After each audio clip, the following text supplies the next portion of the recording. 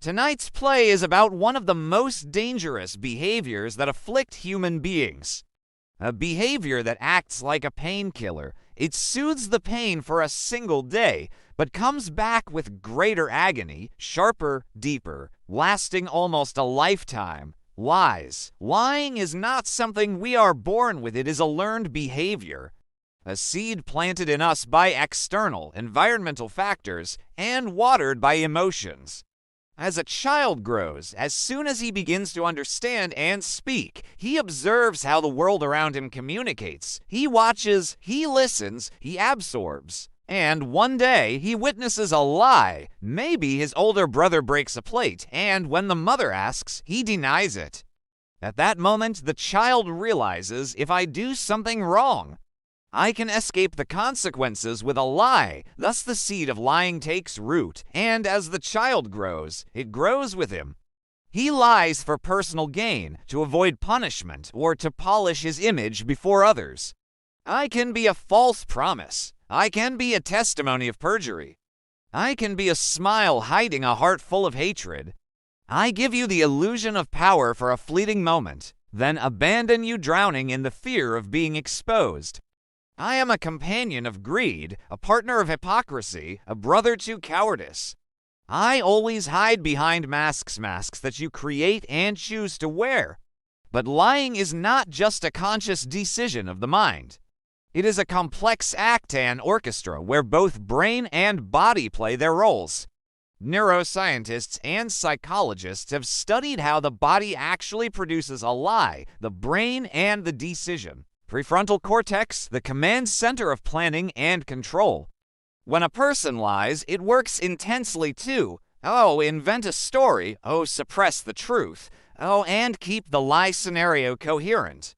Hippocampus, the memory bank, it recalls real details from the past and bends them, reshaping truth into something that looks convincing.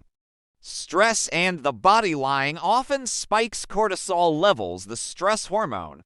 The sympathetic nervous system, the fight or flight system, switches on. The results? Faster heartbeat, sweaty palms, slight dilation of the pupils, a change in voice tone, sometimes higher, sometimes shaky. Micro expressions, the face betrays the lie before the liar can control it. A twitch of an eyebrow, a brief tightening of the lips, tiny flashes, born from the amygdala, the brain's fear detector. Repetition and its effect with repetition, lying becomes easier. Studies show activity in the amygdala responsible for guilt decreases with every lie. The guilt weakens, the conscience numbs. Until lying becomes a habit, the types of lies. 1. The white lie, politely, told not to harm but to spare feelings or smooth over a moment. For example, saying, the food is delicious, when it's just average so as not to hurt someone's effort. Why do people use it? To preserve others' feelings.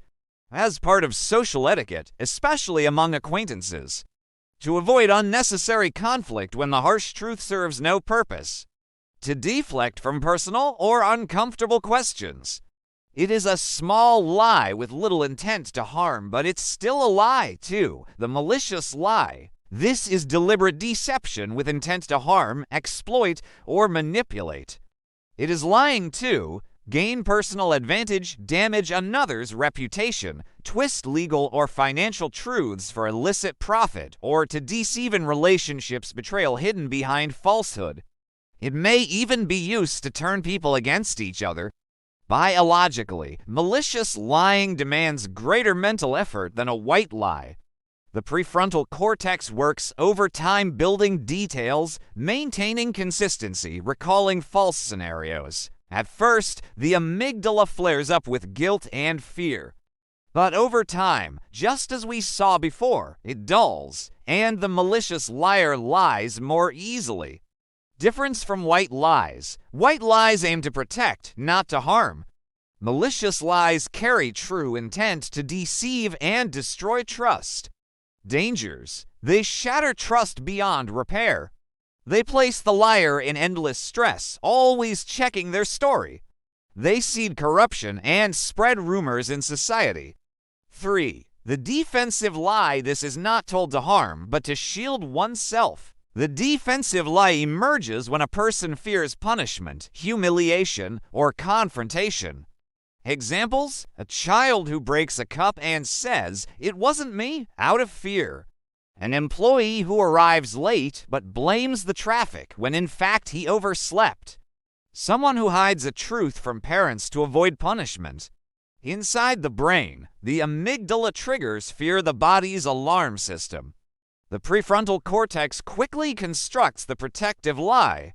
The body shows anxiety, stumbling speech, tense voice, darting eyes, risks. It can become a reflex every difficult moment answered with a lie. It weakens courage, eroding honesty. It quietly erodes trust between people. 4. The lie of denial. Here, a person refuses to accept truth even when evidence is undeniable. Denial can be deliberate or a subconscious defense mechanism against painful reality. Examples: an addict insisting he has no problem despite clear symptoms. Someone caught in the act but saying, "I didn't do it," even with witnesses. A partner who denies betrayal even when proof is plain. Psychologically, sometimes the person knows deep down, but the mind helps them suppress guilt, shielding them from emotional collapse. Biologically, the amygdala activates, triggered by fear of confrontation. The prefrontal cortex crafts rapid denial responses.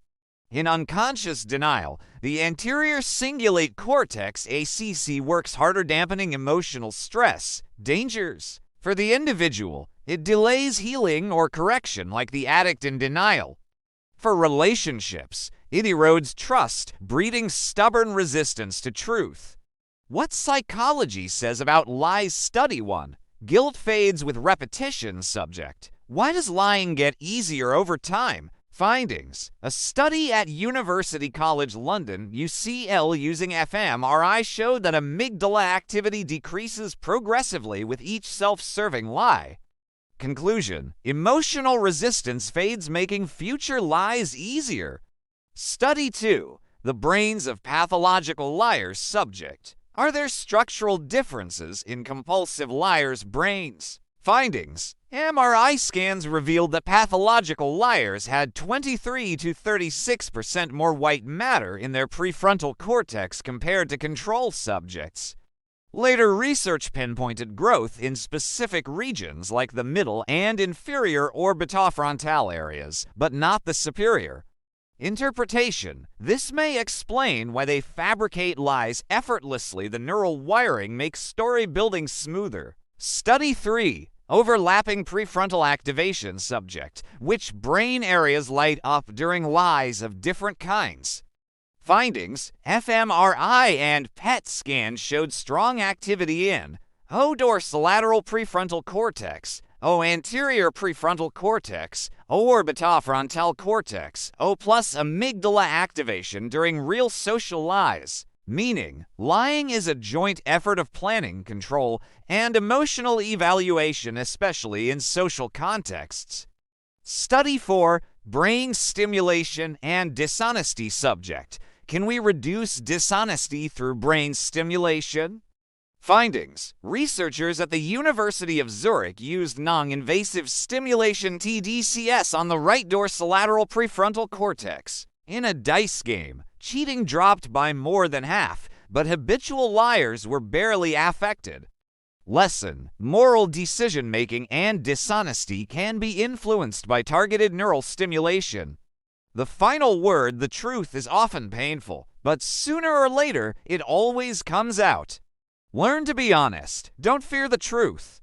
It may cause a problem now, but one that can be solved. At least you remain honest with yourself. Deal with situations diplomatically, answer a question with a question, deflect accusations with reason, present your perspective.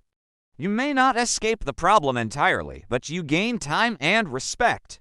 Remember, even the smallest lie costs more than the hardest truth. A problem caused by truth can heal. A problem hidden by lies festers, grows, and returns with double the weight alongside lost trust. So the choice is yours. Will you take the painkiller that numbs you for a day but ruins you for life? Or will you take the bitter medicine that stings for a short while but frees you forever? See you soon in another play.